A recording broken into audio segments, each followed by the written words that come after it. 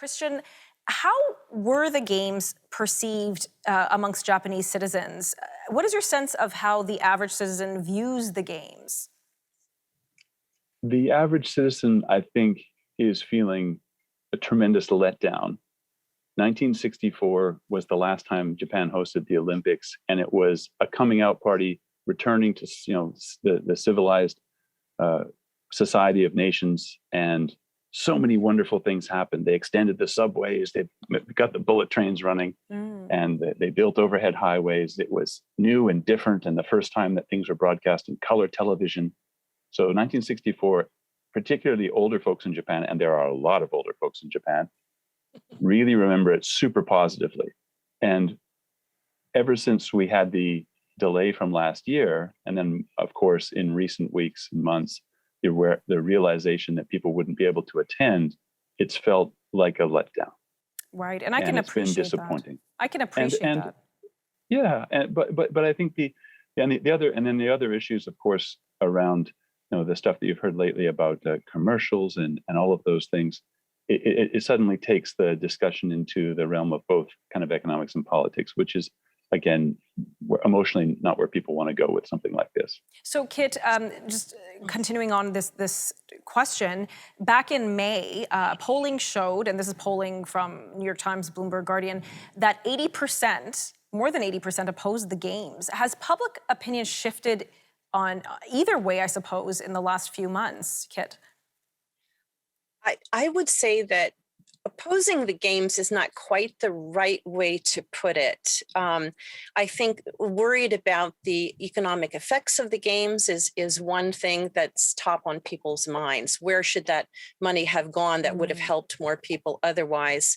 But Japanese are consummate hosts, but they want to do things perfectly. They are generally a nation of perfectionists.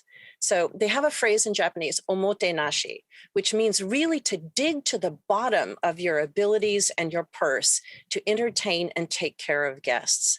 To not do it perfectly, to have to scale back on everything, to be confused and not prepared is not something that they want to have happen. So the fact that they can't do it perfectly and that it doesn't function as they expected it to has made people hesitant to support it. Right, and especially when they have, again, much of the population have such a fond memory of the previous time that they hosted the Olympics. So then let's talk about the Toyota TV ad situation, if you will. Christian, what Kit just said, this desire to do things perfectly, do you think that is the impetus as to why Toyota decided to not only pull its ads from the Olympics, but actually even the CEO refuses to even attend the opening ceremonies? I've been thinking a lot about this. And of course, the company itself is not specifically saying why they're doing it.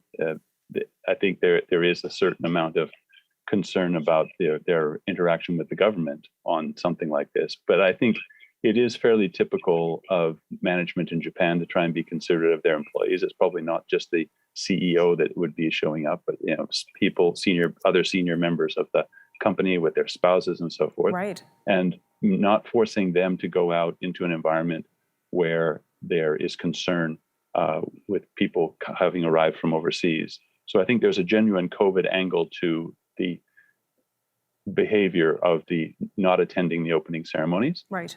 And I think also there is a part of the discussion which probably works around the idea of a consumer company. After all, automobiles are consumer goods. And some other consumer goods companies have said they don't necessarily want to be as visible as they thought they did around a topic which is not 100% positively perceived by the population. So I think there's kind of two angles to it. Because I think it's a good point. At any point during these games, there could be, you could say potentially a massive spike in COVID cases. And then if your brand is affiliated with that or associated, it could be a question of health, safety, and potential reputation damage, Christian? Reputation damage, absolutely, both externally, from the point of view of frustrating or angering your consumers, and then also frustrating and angering your workforce. These people were forced to attend because the senior people were going, they had to go, they got sick. And that kind of taking care of your group, your team, is fairly typical of Japanese corporate behavior.